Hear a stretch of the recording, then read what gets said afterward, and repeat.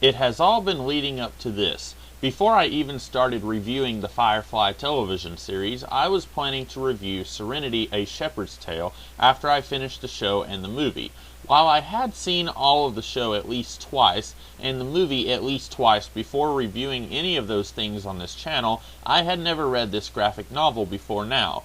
So this is something of a different experience than what I had with the rest of this world that I've reviewed, with the exception of the first Serenity comic, Those Left Behind, which I reviewed in March of this year. But this will also be an unusual experience for me because I felt like this book had less for me to talk about than any given episode of Firefly. I'm not saying this book lacks substance, but the structure of this book is that we start with Shepherd Book during the events of the Serenity film, and then we start seeing clips of his life in reverse order. While I will go ahead and say that I highly enjoyed reading this, it's hard to talk about because the subject of the book changes drastically every 5 pages or so. So yeah, I'll just open by saying I really did enjoy this book, and my biggest complaint is that this book is too dang short. Seriously, at 56 pages and almost $13 at retail price, that is seriously some rip-off business right there. There's just no excuse for 10 pages to cost me $2 essentially. I know that it's the norm in today's market, but that does not mean that it's okay. It's still a rip-off. But also, this thing is just too short in that I wanted more. I could have read twice as much of this thing and still I'd be wanting more.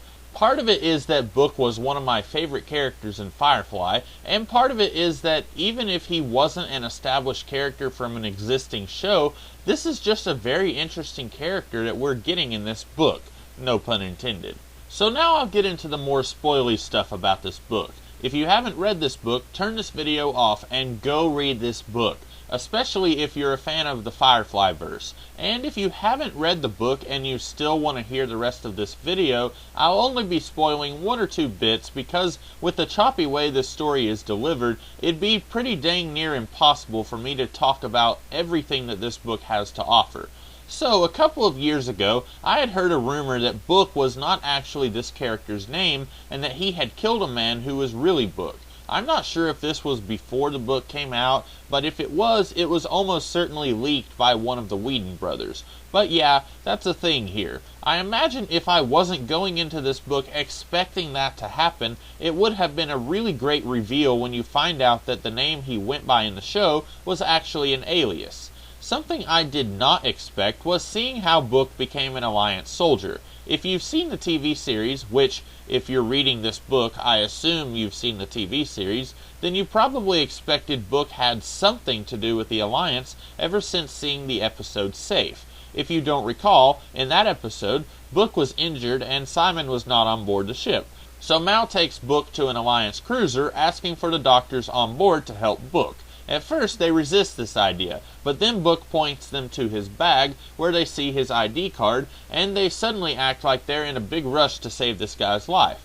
Now, just from their reaction, I thought that Book was perhaps a high-ranking general who, after the war was done, felt remorseful about all the lives that were taken under his command, or maybe the lives that were lost on the Alliance side under his watch. Or maybe he was a former operative, since he seemed at least to know what an operative was in the Serenity movie, and he knew what kind of situation warranted the use of an operative. I've heard some people, before the book came out, theorizing that Book was the general who took Serenity Valley. All of these options would have been amazing, really, but that's not what this book did. Now, I'm not saying that what this book did was bad necessarily. Much like some of my big complaints with the Serenity movie, I feel like if this was a standalone thing that was not part of some larger world, then this would be fine. But this is part of a larger world, and so I feel like the big reveal here directly contradicts the hint that we got in the episode Safe. The reveal is that when Book was somewhere between his mid-20s to early 30s, he was part of the independence movement, and someone came up with a big idea. Send a mole to infiltrate the Alliance and rise in the ranks and sabotage everything that they do so that the independents can win. Henry Evans, aka the guy who would become Daryl Book, volunteers, they give him a bionic eye, something else I was not expecting, and then he goes off, kills a guy named Daryl Book, and steals his identity. Now, this part I can accept. Sure, in the Serenity movie, the operative had the power to type in someone's name and see their entire file, so in theory, a good 30 years earlier, they would have some kind of technology similar to this.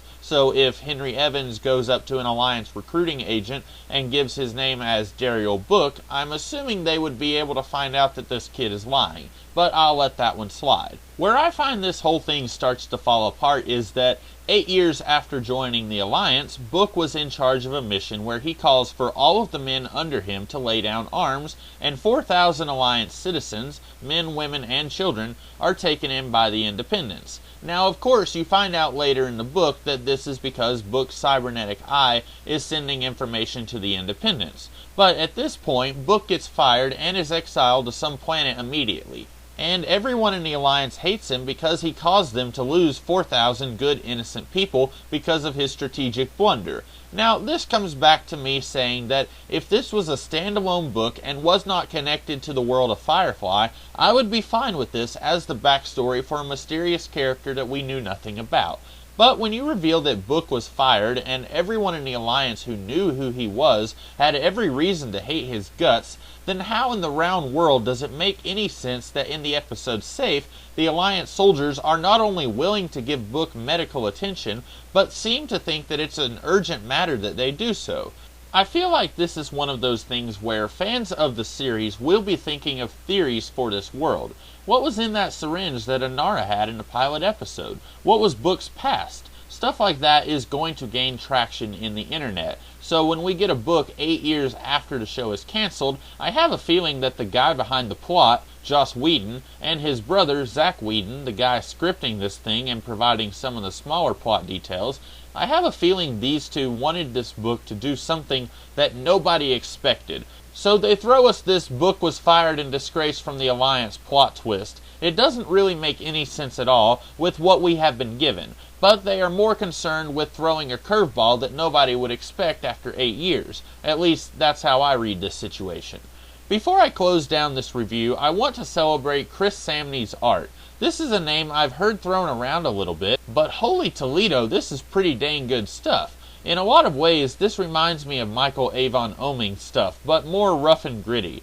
This is a name to watch out for, and one that I will be looking to see what else he has done, because I'm very interested in seeing some of his work. Overall, that's all I have to say. Like I said, there wasn't much here to talk about because there wasn't much here, period. What we got was good, but I do wish it was longer. The craft is really good, both in the art and in the writing, although I do think some of the specifics of the story could have been better.